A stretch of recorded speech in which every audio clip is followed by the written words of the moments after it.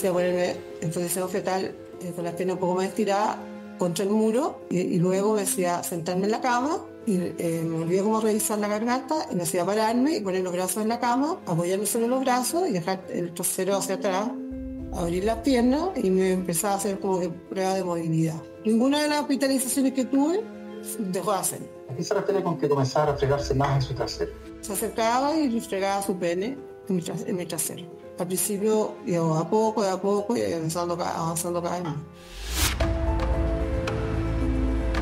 En esta clínica lujosa y carísima, equipada con tecnología de punta y profesionales de excelencia, en esta clínica aparentemente impecable se cometieron durante años abusos sexuales reiterados contra mujeres enfermas. Aquí se perpetraron agresiones, al menos contra 4 señoras de distintas edades, mujeres vulnerables, presas de dolores insufribles, una de ellas viviendo la angustia y la agonía terminal de su vida. Todas ellas depositaron su fe y esperanzas en un médico tratante en el que confiaron, porque él las salvaría de un ineluctable destino. Algo similar, y con el mismo médico, ocurrió en la clínica de la Universidad Católica.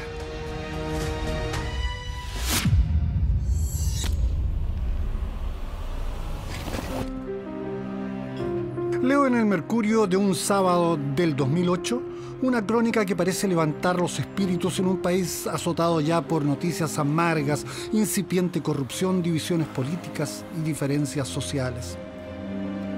Pondera el reportaje a una eminencia médica, un especialista formado en Estados Unidos en el tratamiento de males neoplásicos, un organizador de equipos oncológicos en 2 prestigiosos establecimientos privados. Es un maestro, un profesor, un apóstol de la medicina, un pionero y un verdadero dios en el combate de Chile contra una enfermedad cuyo mero nombre produce escalofríos de espanto: cáncer. Un oncólogo que tenía una cartera de pacientes muy amplia. La gente lo buscaba como el mejor oncólogo de Chile. En la actualidad, el cáncer mata cada año a unos 28.000 chilenos. Se calcula que las muertes por esta enfermedad llegarán en el 2040 a más de 55.000. Los cánceres que mayores decesos originan son de próstata, colon, mamas y estómago. Hasta ahora, yo he sido operado exitosamente de 2 cánceres, colorectal y cáncer prostático. Probablemente tuve suerte, pues fueron detectados antes de llegar a la etapa 4, en cuyo caso resultan casi siempre letales. La experiencia, los conocimientos, la habilidad y la empatía de los médicos especialistas pueden marcar la diferencia entre la vida y la muerte de sus pacientes. Al doctor Manuel Álvarez, yo lo conocí en la parte de mi internado, porque yo estudié en la Católica, y ahí él estaba en esos años en la Católica, a cargo de la beca de oncología allá. Por lo tanto, lo conocí, digamos, así como de lo que se sabía él como médico y como docente. Por lo tanto, ya había ahí una breve pincelada de cómo él era en cuanto a lo respetado que era desde el punto de vista académico, desde el punto de vista como oncólogo. Él era el jefe de la beca y mi tutor y tutor de mis otros compañeros. Claro, Manuel Álvarez era una persona bien respetada en la Católica, era reconocido por sus conocimientos.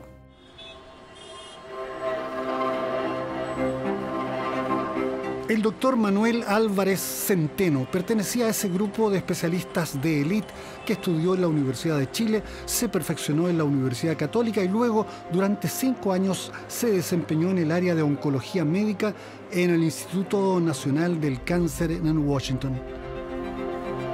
En 1995 participó en la creación del primer centro multidisciplinario de cáncer de la Universidad Católica. Mantenía una actitud siempre como jerárquica, no era una persona muy cercana, era una persona más bien distante, exigente.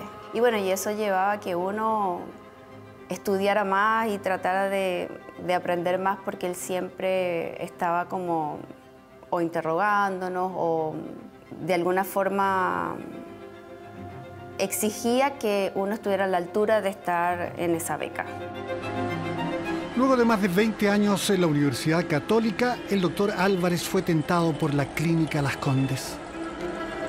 A principios del 2011 comenzamos nuestra actividad generando este nuevo centro clínico del cáncer, ahora en Clínica Las Condes y en asociación con la Universidad de Hopkins en Estados Unidos.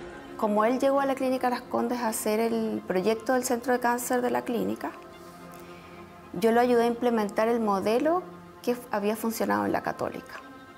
Y como el doctor Álvarez y yo éramos bien cercanos, en términos de que yo había llegado con él, yo era como su discípula, por decirlo de alguna forma.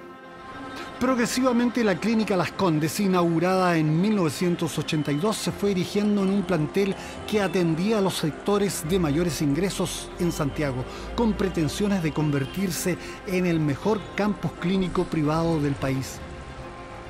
El centro de cáncer era parte de un proyecto asociado con el Johns Hopkins Hospital y certificado por la Joint Commission de Estados Unidos. En 2016, la señora MG buscaba al ya connotado doctor Álvarez. Lo conocí en la puerta del centro del cáncer, porque en ese momento estaba de vacaciones y yo lo andaba tratando de ubicar porque quería que me atendiera él. Me habían dicho que era muy bueno. MG tenía un avanzado cáncer del recto y tumores en el hígado. Su cáncer metastásico del tipo 4 era de muy mal pronóstico. El primer examen del doctor Álvarez le pareció a MG algo extraño, pero claro, se trataba de un médico singular, de una eminencia en oncología. Reviso y después me hizo ponerme en posición fetal contra el muro. Y yo sentía que como que se movía mucho, era muy rara lo que estaba haciendo, digamos. No sentía una cosa normal de lo que estaba realizando. Y además se ajustaba mucho al cuerpo mío, digamos. Y la mamá sale de la primera sesión y me dice, ¿qué onda ese examen? Fue como una violación. Como uno dice, chuta, el examen difícil. Y le dije, mamá, no te preocupes, debe ser parte de lo normal. Obviamente debe estar revisando algunas cosas, confiemos en él, es el mejor doctor que hay. Comenzó el tratamiento con la inserción de un catéter en el pecho de MG y poco después se inició la quimioterapia que se prolongó por 6 meses. El marcador o antígeno carcinoembrionario, CEA de cáncer, bajó para felicidad de MG y de su familia. Una mitad del hígado fue extirpado para luego continuar con la operación del recto. Después vendría una segunda operación al hígado. Pese a sus dolores, MG sentía que mejoraba y los marcadores de cáncer se redujeron de 700 a prácticamente 0. A mediados del 2017 se reiniciaron las quimioterapias. El prestigio del médico ascendía entre pares y pacientes, especialmente en MG. No decía, vamos para adelante nomás. Yo lo que quería es salir adelante, o sea, la salud, estar con mis hijos, poder no dejarlo, ¿cachai? Eso es lo importante, la salud. Cada 15 días MG se hospitalizaba para recibir las sesiones de quimio. Muchas veces fue acompañada por su marido o por sus hijos, pero el médico les ordenaba quedarse fuera de la habitación. Ella procuraba protegerse en la medida de lo posible. La ocasión en que me tocaba ir a la quimioterapia y pasaba esta situación, me pusieron faja, gigantesco así para no sentir esta situación, o sentir algo posible. Yo no lo veía, tenía sus manos en las caderas y una movía que me decía que tenía poca movilidad. Se acercaba hacia mí para peticionar su pene en mi trasero. MG parecía estar mejorando, pero los abusos aumentaban y eran casi una rutina. La humillación y la vulneración se agravaban y ella no se atrevía a denunciarlo. ¿Quién podría creerle a una mujer enferma como ella? Porque el doctor gozaba una fama estupenda. Se veía serio, no sé, de hecho, yo creo que nadie me ha creído también hoy. O sea, no sabía cómo enfrentarlo en realidad, o sea, pensaba hacer cosas para decirle, pero no llegaba a nada, no era capaz. Porque aparte venía como yendo bien, o sea, la próxima, no sé, o sea, venía como bajando la índice tumoral. lo veía como salvador, como el mejor. MG no quería denunciarlo por temor a perder a su médico salvador y morir. Tenía 60 años y quería vivir junto a los suyos, pero las hospitalizaciones con las quimios y las maniobras masturbatorias del médico se transformaron en un calvario y se repitieron en más de 25 oportunidades. ¿Cuánto rato duraba esta situación, ya sea que ocurriera en la cama de la pieza o en el baño? No sé, yo rezaba 3 Padre Nuestro y 3 Ave María, no sé, son 12 minutos, 8 minutos, 12 minutos, más o menos. 8 minutos, 12 minutos, no sé cuánto era exactamente, pero más o menos ese rato. Álvarez evitaba atenderla en piezas con cámaras de televisión. Cuando ello ocurría, la conducía al baño donde la acometía frente al vanitorio. En las habitaciones normales no vigiladas, él disponía las puertas de acceso y del baño de tal manera que se enfrentaran y no pudieran ser abiertas completamente por un intempestivo visitante. Se friccionaba, no sé, mucho rato y me decía, ¿me puede aguantar más? ¿Me puede aguantar más? ¿Te molesta? Y ya, eso. Era el mismo que hacía en la cama, pero lo hacía en el baño. En una ocasión, la señora MG experimentó un abuso mayor ya intolerable. Fue aumentando, hasta llegar a un punto que sacó su pene y lo sentí en las piernas, como caliente, tibio, y trató como de meter el pene por la vagina. En esta oportunidad me llegaba tanto impactada y le dije, no doctor, pero volvió de nuevo al momento anterior, digamos. Solo escuchar este testimonio puede causar molestia e indignación. Se trataba de una mujer enferma de un mal incurable y su prestigioso salvador, un hombre culto e inteligente, supuestamente humanitario y sensible. Ese hombre trataba de violarla. Ella estaba hospitalizada por su quimioterapia y le tocaba hacerse un examen, que es una imagen del cuerpo para ver cómo iba su tratamiento.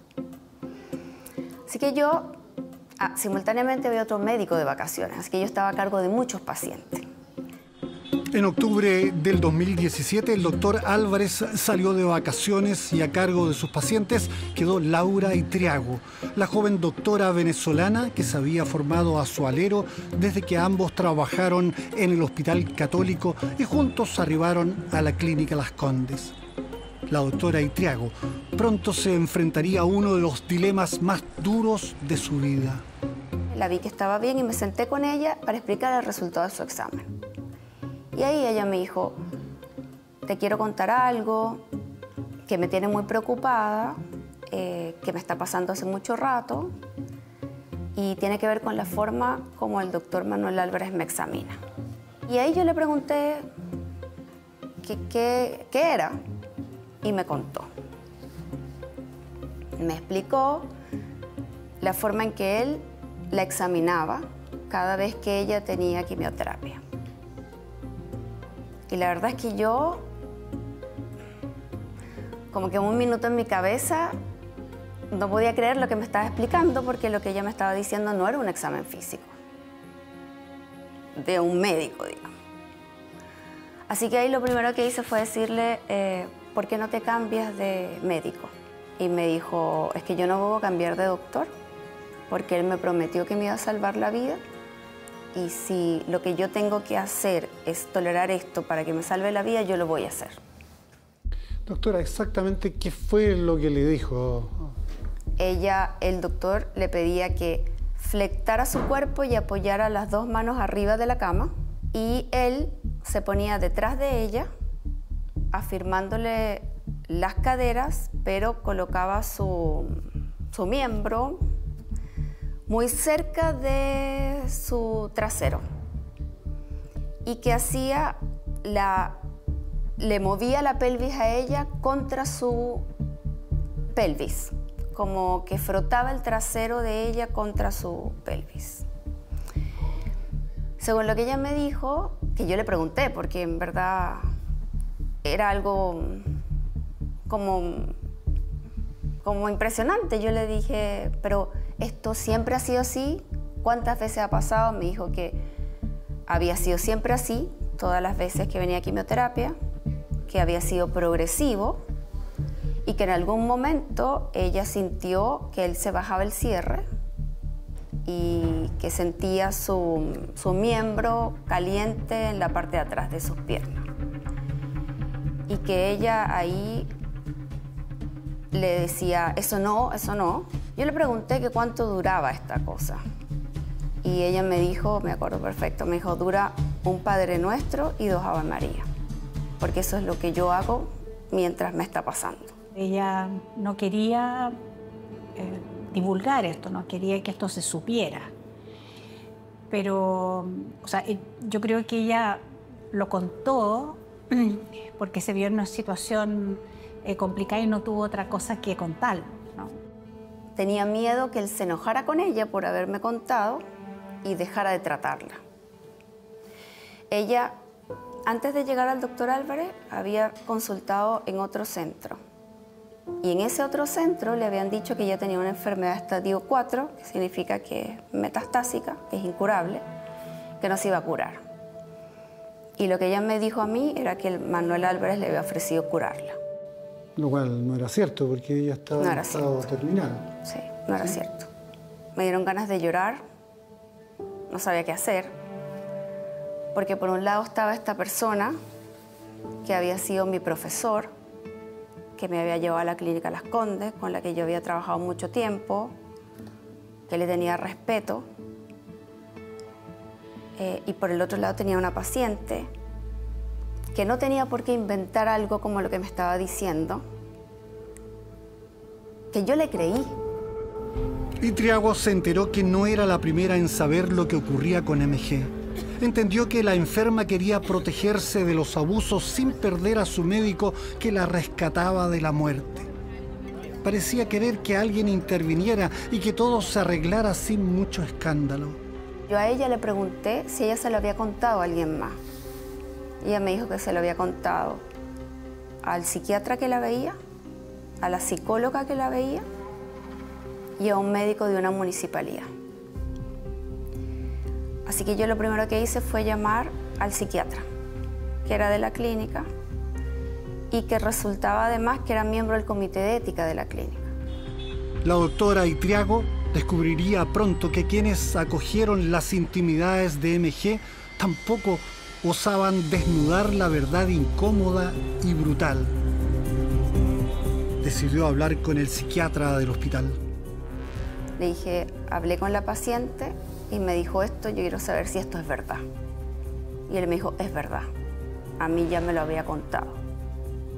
Yo le dije, ¿qué vamos a hacer con esto? Le dije, yo voy a hablar con la directora médica, que era la doctora Chomalí. Y me dijo, piensa bien lo que vas a hacer, porque la paciente no quiere hablar. Y si tú declaras algo y después la paciente lo niega, te vas a ver tú en un problema. Así que ahí, bueno, yo lo único que pensé es, tengo que cuidarla, tengo que tratar de que no le siga pasando. Poco antes de viajar fuera de Santiago, la doctora venezolana informó a la directora clínica May Chomalí de lo que, además del cáncer, parecía estar angustiando a MG, esa mujer que había evitado narrar los abusos a su madre, a su marido y a sus hijos.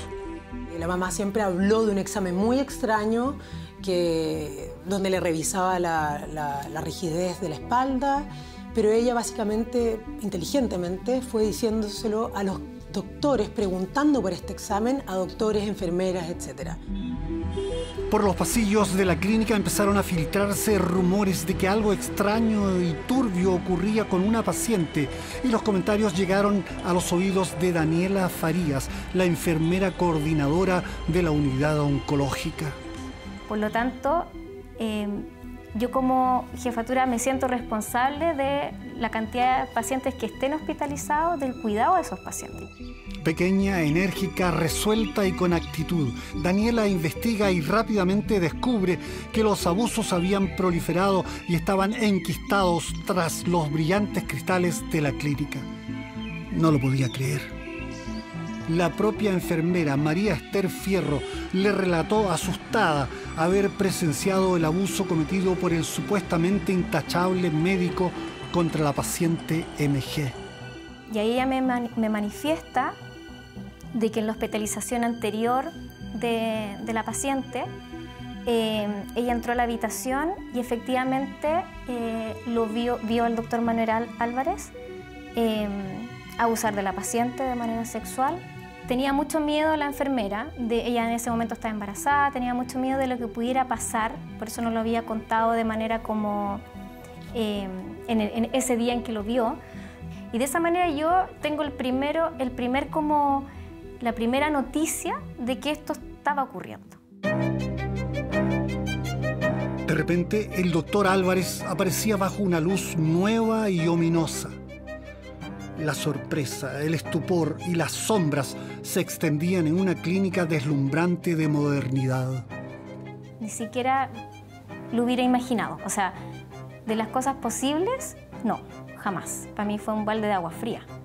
El enterarme de que, sobre todo por cómo él era. O sea, él era una persona que mantenía distancia, nunca lo vi en una situación no adecuada con enfermeras o con el resto del equipo, ni con los pacientes.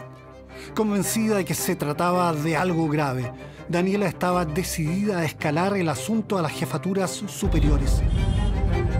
Necho Malí, la directora médica, había sido informada ya por la doctora Itriago de lo que pasaba con MG y había decidido actuar con cautela.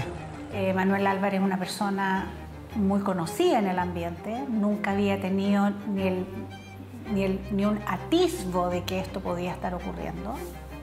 No habría sido primera vez que entre los profesionales se dicen cosas que terminan no siendo. O sea, no es que no le crea a la doctora Itriago, pero hay que saber un poco, sobre todo una acusación tan compleja como esta de abuso. MG había vuelto a su casa y transcurrirían otros 15 días para su próxima hospitalización y quimioterapia. Daniela decidió protegerla. Pero si volvía a hospitalizarse, yo ya sabiendo este antecedente, yo también quería resguardar a esa paciente o cuidarla de alguna manera, independiente de lo que la clínica fuera a hacer en el periodo, en el intertanto de que la paciente volviera. Ella confiaba en que la dirección de la clínica tomaría decisiones adecuadas a la situación. El 28 de noviembre del 2017 reingresó la paciente MG y Daniela se mantuvo avisora, menuda y vigilante. Yo obviamente estaba súper alerta al ingreso de la paciente. Quedó al lado de mi oficina. Había que colocarle para el inicio de su tratamiento una aguja en el catéter. Me llamaron para colocarle la aguja a la paciente. Le instalo la aguja sin inconveniente. Dejo pasando una hidratación de suero fisiológico y salgo. Al rato veo al doctor Manuel Álvarez entrar al servicio. Entonces yo entro a la habitación, me anuncio en el fondo, permiso, voy a entrar, y la puerta que yo abro choca con la puerta del baño de la... Se escucha evidentemente el golpe y miro por la bisagra o por ese espacio que deja la puerta hacia el baño. Entonces ahí yo tomo la puerta del baño y la cierro por completo.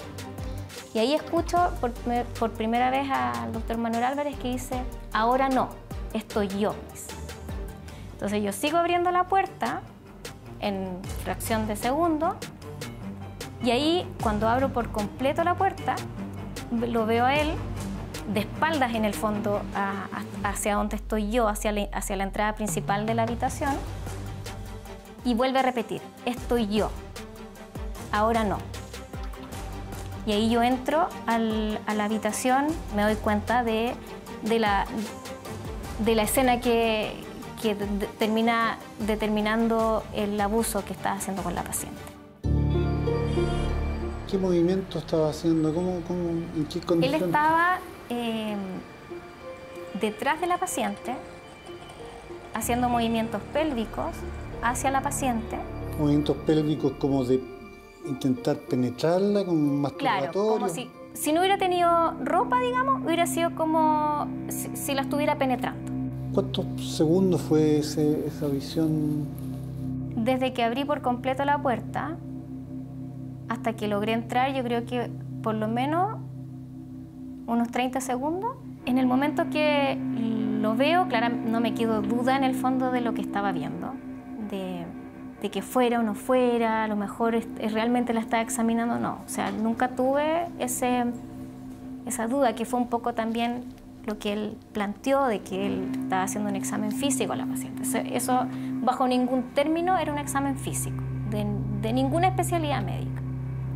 Y ahí confirmé con mis propios ojos de que efectivamente la paciente estaba siendo víctima de abuso sexual del doctor. Yo salgo de la habitación. ¿Ella no dijo nada en todo caso? Nada. En ese momento, nada. Yo salgo de la habitación, cierro la puerta y voy inmediatamente donde mi jefatura, que estaba en el piso, y le cuento lo que vi. Y en eso sale el doctor de la habitación. Yo me voy a mi oficina, cierro la puerta. Él entra y me dice, algo especial con la... Dani, ¿algo especial? Y yo le digo, no, nada especial. Y después como que me vuelve a preguntar. Y cuando él ya se va, yo entro a hablar con la paciente. Y le pregunto, cuando ella estaba sola, obviamente el doctor ya no estaba en el piso, y me dice, tú lo viste, ¿verdad? Y yo le digo, sí, pero necesito que me digas si esto es, digamos, es consensuado o que me explique en el fondo. Y ahí ella me empieza a relatar todo, del tiempo que llevaba siendo abusada, del miedo que tenía, de a quienes se lo había comunicado, del terror que sentía en el fondo de pedir ayuda, pero no sabiendo las consecuencias que podía traerle pedir esa ayuda. Entonces yo le dije, ok, tomo lo que me dices en el fondo, me queda claro de que esto no es una relación, no es algo que tú decidas hacer, y salí de la habitación. Y ahí es donde yo pienso como enfermera y como persona qué me corresponde hacer, independiente de lo que la clínica pudiera decir, independiente de lo que la paciente quisiera en ese momento hacer, si ella quisiera hacer una denuncia de manera como personal o no. Ese mismo día es en donde nosotros le comunicamos, yo subo a hablar con la doctora Chomalí, le comunico todo lo que vi, y ahí la clínica, o sea, representada en el fondo en la directora médica, que era la doctora Chomalí en ese momento, decide que van a tomar alguna decisión al respecto. En la tarde, la paciente se allana a hablar conmigo después de mucha insistencia, porque ella no quería, y me relata lo que ella había estado sufriendo. Incluso ella pensó que yo no le creía lo que me estaba diciendo, incluso me dijo, yo la autorizo a poner una cámara para grabar de lo que estoy siendo víctima. Yo le dije, por ningún motivo voy a hacer una cosa así. Yo te creo. Y saliendo de esa, me pidió expresa reserva de lo que estaba ocurriendo hasta al día siguiente que ella se iba, y después que ella se fuera, yo podía tomar las medidas que fueran, digamos, que fueran necesarias. Eso acordamos con ella y con la doctora Itriago, y ocurrió que Daniela sintió, digamos, de que no estábamos haciendo nada y fue a hacer la denuncia a la PDI. El día siguiente fue una jornada de rabia y fría indignación para una enfermera cada vez más decidida y empoderada. Yo estaba en mi oficina y veo al doctor Manuel Álvarez entrar a la unidad y la paciente hospitalizada, porque el día que yo la vi fue su primer día de hospitalización y le quedaban 2 días más por delante de estar hospitalizada. Entonces yo lo veo ingresar igual que todos los días, y a mí esa situación yo no la toleré. O sea, me pasó de que tenía a la paciente hospitalizada, al doctor pasando visita como si nada hubiera pasado, y es ahí donde yo informo a mi jefatura que me tengo que ausentar que necesito ausentarme de mi lugar de trabajo. Un funcionario amigo de Daniela, sabedor de su decisión de denunciar el abuso, se ofrece para acompañarla, pero ella le cierra la puerta del ascensor y le dice: tú tienes niños, yo no. Por lo tanto, si yo pierdo mi trabajo, no importa, pero tú tienes bocas que alimentar. Tomo mi cartera y me voy a la PDI a denunciar. Barajé las opciones en el fondo. Dije, ¿qué herramientas tengo yo como persona y como testigo de un delito, digamos? Y ahí es donde llamé a un número anónimo, que es como este número como de mujeres víctimas de violencia o de abuso. Y ahí pregunté si desde el punto de vista como testigo de un evento, y le describo un poco el evento, si puedo yo hacer la denuncia, yo como testigo. Y ahí me orientan y me dicen sí. O sea, puedes hacer la denuncia y el deber es hacer la denuncia también. Porque si no eres cómplice, digamos, como de la situación. Lo que más me chocó al otro día fue verlo a él sin ningún... Como que la vida continuó sabiendo él que alguien había entrado, que alguien lo había visto. La rutina era la misma. Y con la paciente ahí, y que podría ser dentro de esa misma hospitalización nuevamente abusada, sabiendo yo que la decisión de ir a la PDI y hacer la denuncia era un camino que yo iba a tener que asumir sola, en solitario, porque yo iba como Daniela Farías y no como enfermera de Clínica Las Condes. También fue algo que yo pensé, o sea, hasta aquí llega mi carrera como desde el área o desde la especialidad de la oncología, y también mi cargo dentro de la institución. Esto pasa el 28 de noviembre, ella no ve que la clínica esté tomando acciones, ni asumiendo protocolos, ni nada, y por lo tanto, por su propio medio, decide ir y llamar a la PDI, exponiéndose totalmente. La PDI llega a la clínica e intenta hablar con una aterrada MG, quien se niega a recibir a los policías. Ellos rehúsan marcharse sin recibir el testimonio de la víctima. Chomalí interviene. Y me tocó mediar para que la paciente efectivamente dijera que estaba siendo víctima de abuso sexual por parte de Manuel Álvarez, pero que iba a declarar una vez que ella saliera de la clínica. No quería hacerlo mientras estaba hospitalizada, tenía terror.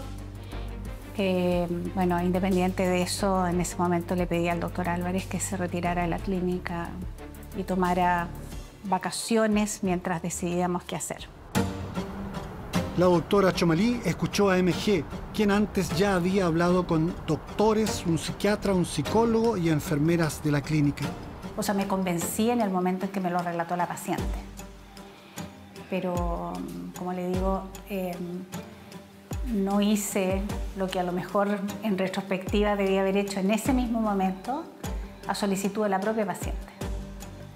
Ella tenía mucho temor de que Manuel Álvarez se enterara, de que nosotros estábamos en conocimiento de esto. Por lo tanto, me pidió expresa reserva hasta que ella se fuera de alta. Al día siguiente, MG declaró ante la PDI, ratificando haber sido víctima de reiterados abusos. May Chomalí informó a la dirección superior de la clínica y citó a un comité de honor formado por médicos que escuchó a Álvarez. Dijo que esto no era efectivo, que esto era una maquinación de un grupo en el cual estábamos todos coludidos, porque como él iba a hacer cambios en la clínica, digamos, todo el equipo de oncología se había puesto de acuerdo y habían involucrado a la paciente para hacerle esta denuncia.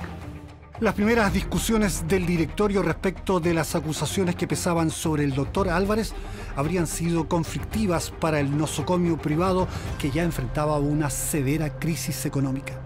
Alejandro Gil, casado con la principal accionista de la clínica Las Condes, parecía encabezar, según revela la doctora Chomalí, el apoyo al jefe de oncología involucrado en los abusos sexuales.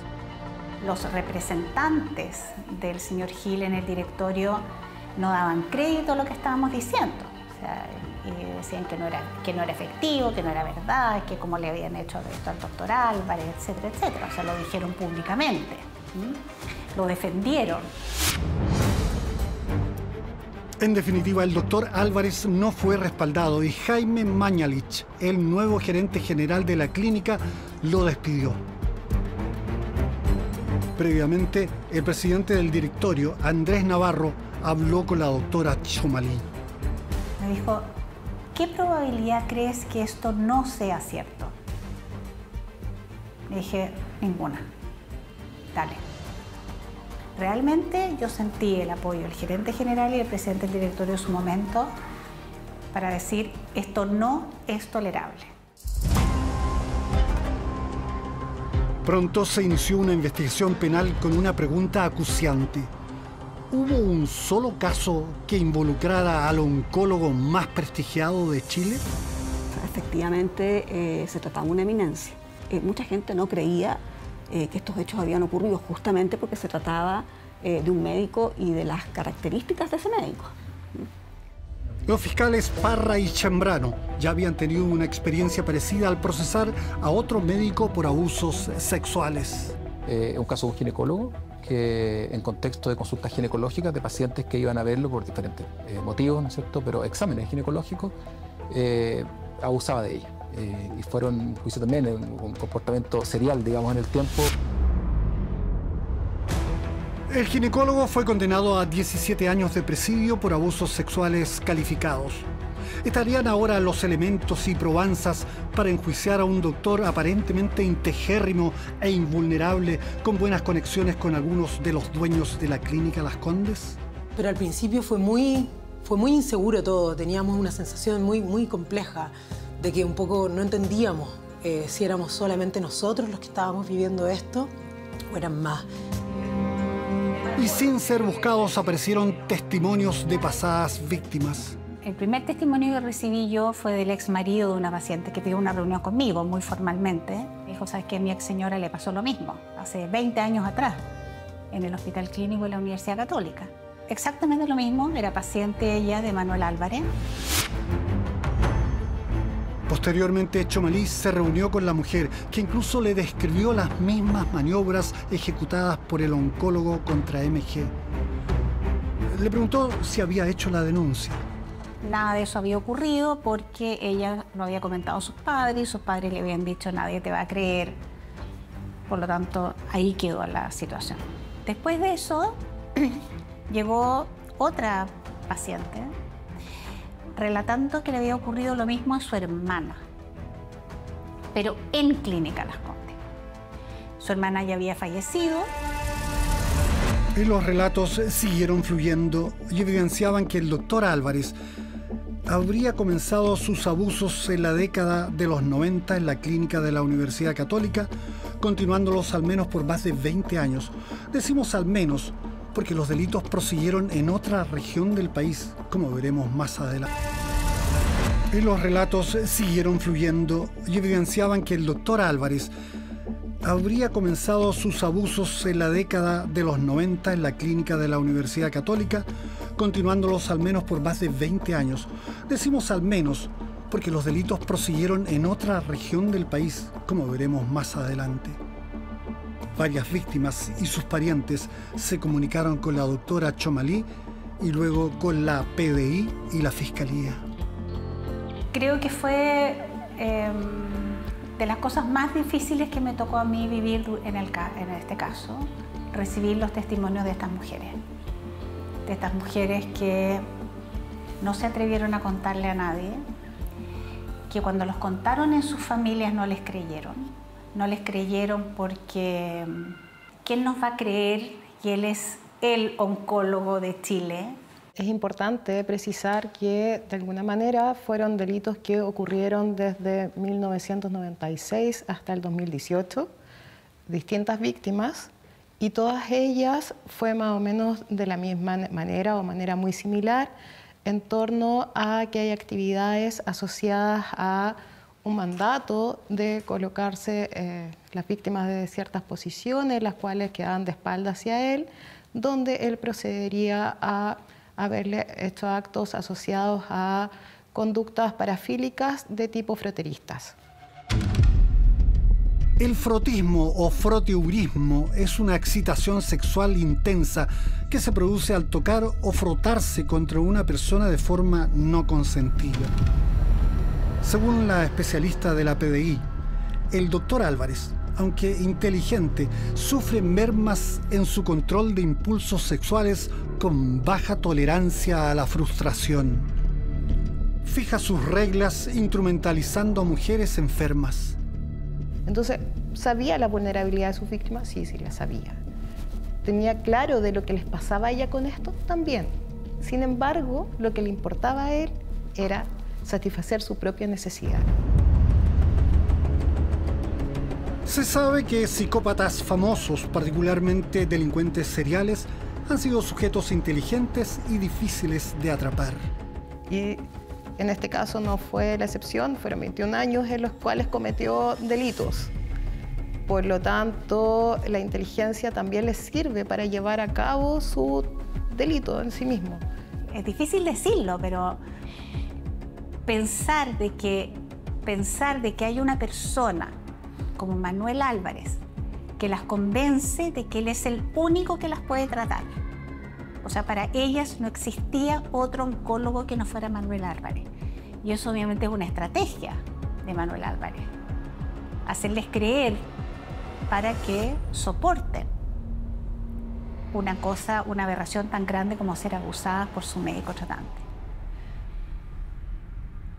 Fue lo más difícil porque en los tiempos en que estamos viviendo, yo decía, lo más probable de que esto ocurra mucho más de lo que uno piensa y de lo que uno cree, ¿no? Y efectivamente el poder que puede ejercer un médico sobre una paciente es tan tremendo que ellas se dejan abusar. Y eso es súper doloroso, muy doloroso.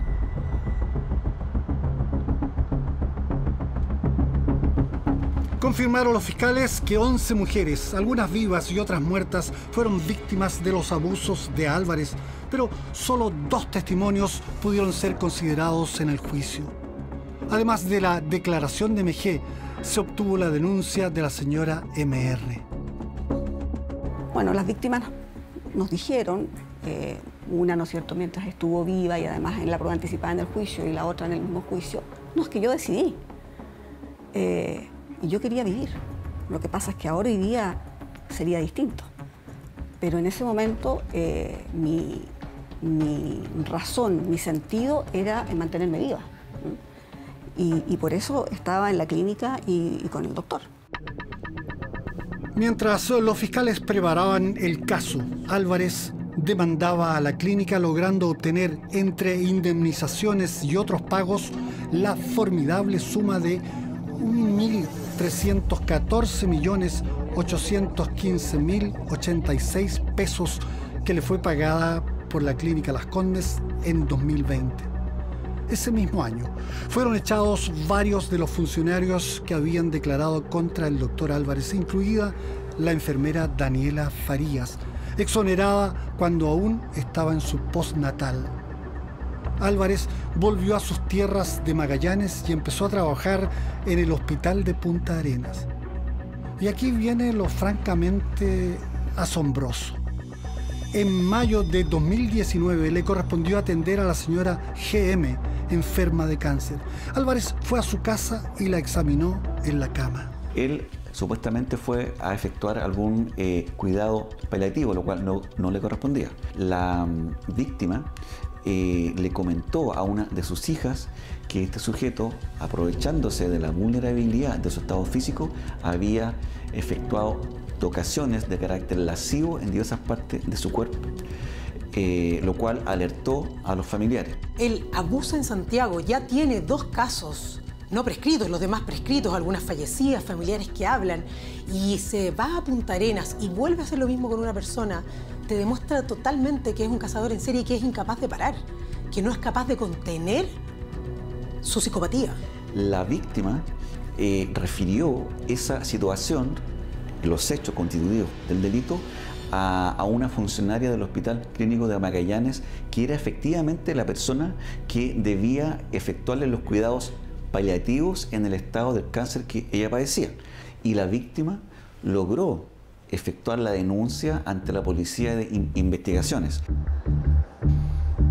Una segunda investigación estaba en curso contra el oncólogo, pero la paciente GM no alcanzó a saber mucho más. Falleció de una insuficiencia hepática el 18 de julio. El médico fue condenado a 818 días de cárcel por el delito de abuso sexual. Su mujer y madre de sus 4 hijos lo defendió apasionadamente. Porque yo sé que Manuel es inocente. Yo sé quién es Manuel Álvarez, lo conozco. Yo llevo con él 40 años. Manuel no es capaz de abusar de nadie, menos sexualmente y menos de una paciente. Por eso yo estoy segura de su inocencia. Yo llevo tantos años con él, lo conozco desde que es súper joven y ese mismo hombre que yo conocí, entonces es el mismo hombre que ahora. Y ese hombre no hizo mucho favor. La Fiscalía investiga el delito venga de donde venga. Y es por eso que a la Fiscalía no nos tembló la mano para poder investigar y ir a juicio con este caso. ¿Puedo conversar un poquito? El tribunal consideró atenuantes y una irreprochable conducta anterior. ¿Desde el juicio ven algo al respecto? Usted no puede mostrar su cara, sí, usted lo sabe, ¿no? Álvarez no fue a la cárcel y la austral condena no tuvo efectos en la capital. No, durante el juicio no se virtió ningún antecedente sobre el juicio y la condena de Punta Arenas, digamos, porque el tribunal lo consideraba como impertinente en términos de que no formaba parte del núcleo fáctico de estos hechos. En 2022 continuaban en Santiago las quimioterapias para una atormentada MG. Pero otra cosa increíble, vergonzosa y casi inexplicable sucedió entonces. El doctor Álvarez, que había sido denunciado por abusos sexuales en la clínica Las Condes, sobre quien pendía un juicio penal, el mismo médico que estaba siendo procesado por abuso sexual en Punta Arenas, que había trabajado un tiempo en las clínicas La Parva e Indisa, el oncólogo de los oncólogos, fue recontratado en la misma clínica Las Condes donde había cometido abusos sexuales. La decisión resultaba demasiado insólita. Octubre del 2022 volvió Manuel Álvarez a la clínica Las Condes y ya nos habían echado a todos nosotros. Yo creo que preparando el camino para traerlo. Desvincularon el director de la clínica, Rodrigo Mardones, y Alejandro Gil, que es el dueño de la clínica, prácticamente. Ellos decidieron traer de vuelta a Manuel Álvarez y prepararon la salida de casi 30 personas del centro del cáncer que estuvieron en el momento que esto pasó. Lo incorporan, pero lo incorporan estando una de las víctimas internada en la clínica. Entonces eso fue muy fuerte, fue muy complejo para la víctima, pero una víctima que estaba con un cáncer en etapa 4, terminal, recibiendo un tratamiento agresivo de quimioterapia, se había atrevido a denunciar, a ratificar la denuncia, a seguir adelante, y la clínica lo incorpora como el jefe del centro del cáncer. Es decir, como la persona que de alguna manera va a controlar todos los tratamientos, ¿no es cierto?, y la atención de la paciente. Ahí se nota, ¿no es cierto?, un poco la influencia y el poder que tenía el doctor. La desesperación de MG, enferma terminal de cáncer, se tornó insoportable. Entonces su principal angustia era que ella se iba a hospitalizar para ponerse la quimioterapia y Manuel Álvarez estaba a cargo del centro de cáncer. Entonces todo el tiempo tenía miedo que le pasara algo, que él le fuera a hacer algo. Tenía miedo de morir, porque fueron 7 años hasta que esto finalmente llegó a juicio. Yo siempre le transmití a ella que no debía pasar nada, pero incluso muchos de nosotros teníamos... O sea, a nosotros nos quedó claro que él no quería que estuviéramos ahí porque nos sacaron a todos. ¿Alguna vez él se encontró con usted y le enrostró una supuesta traición o no? Nunca. ¿Y nadie pareció sorprenderse mucho de que él volviera a esta clínica después de todo lo que había pasado y de las distintas denuncias que pendían sobre él?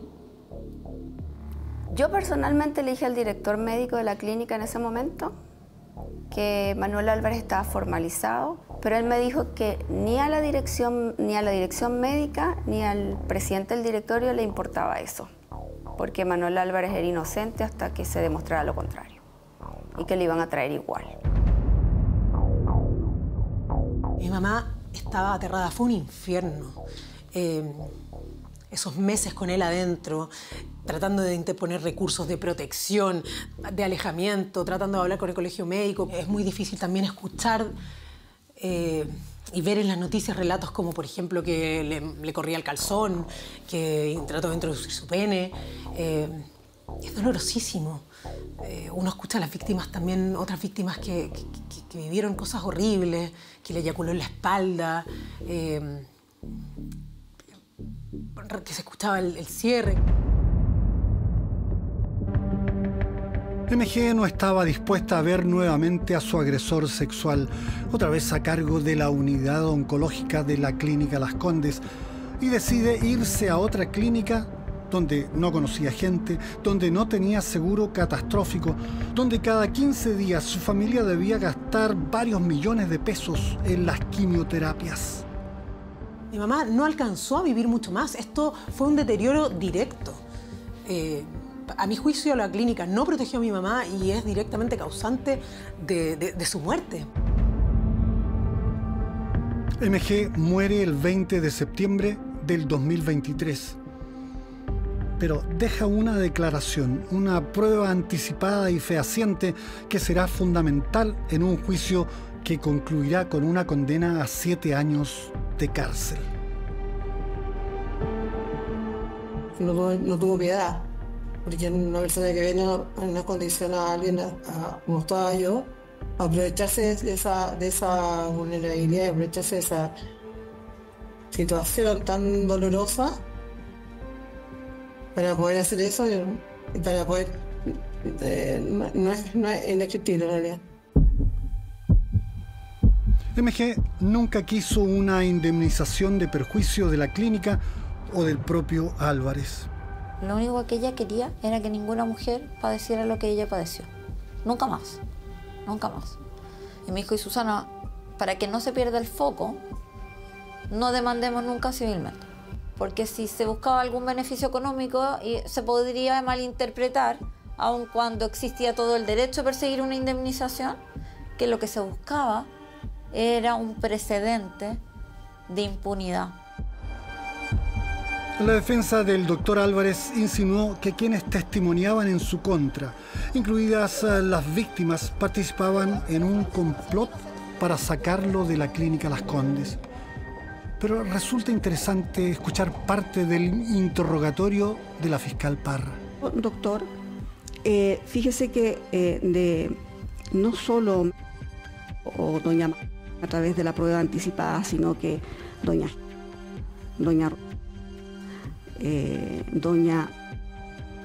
señalaban que cuando usted la examinaba, se ubicaba, ¿no es cierto?, por detrás y en definitiva frotaba su pene en los traseros de ella.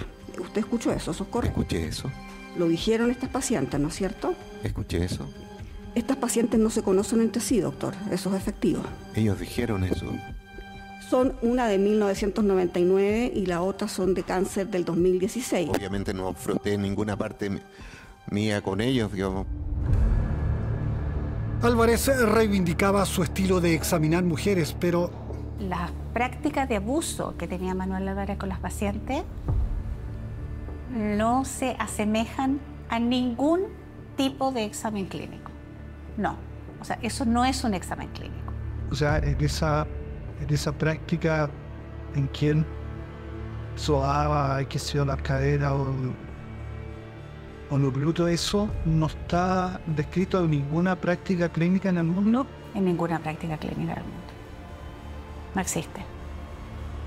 No existe como forma de examen clínico. En marzo de este año se inició el juicio oral contra el doctor Álvarez, quien, impasible, negó todas las acusaciones. Don Manuel, ¿cómo se siente para el día de hoy? No voy a hacer declaraciones todavía. Lo que pasa es que de alguna forma acá estamos frente a alguien que tiene ciertos rasgos psicopáticos. Dentro de los rasgos psicopáticos está el que, si bien es capaz de visualizar, no van a tener sentimiento de culpa, no va a haber remordimiento. Es posible observar cómo él trata de culpar a otros, inclusive de las acusaciones, y comienza a señalar que en los centros hospitalarios, porque él estaba despidiendo gente, lo querían acusar. Álvarez planteó que médicos y enfermeras se confabularon en su contra porque él pretendía ejecutar despidos masivos en la unidad de cáncer. El argumento fue desechado y se consideraron principalmente los testimonios de 2 de las víctimas del oncólogo. Yo diría que durante la investigación el tema del poder se veía muchas veces el temor de las víctimas o pacientes de él en contar la evidencia, ¿ya? Que se demoraron mucho tiempo, varias de ellas, en ir a la fiscalía y contar lo que les había pasado. Se demoraron años y algunas aparecieron ya al final de la investigación. Manuel Álvarez fue condenado a 7 años de cárcel y está cumpliendo su pena. Él, sus abogados y ejecutivos de Clínica Las Condes negaron entrevistas para este reportaje. De la clínica de la Universidad Católica recibimos un comunicado que en lo medular señala: hemos conocido dolorosos testimonios, situaciones que no deberían ocurrirle a ninguna persona y de los cuales no tenemos registros ni antecedentes. La clínica Las Condes aún no se recupera de su pérdida de prestigio. La doctora Itriago sigue trabajando en el tratamiento del cáncer en otra clínica. La Fiscalía Oriente, con Lorena Parra a la cabeza, está dedicada ahora también al caso Audios. Daniela Farías, la pequeña y gran heroína que impidió el triunfo de la impunidad, sigue preocupada de cuidar los enfermos que están bajo su responsabilidad. Claro, en otra clínica, no en la clínica Las Condes.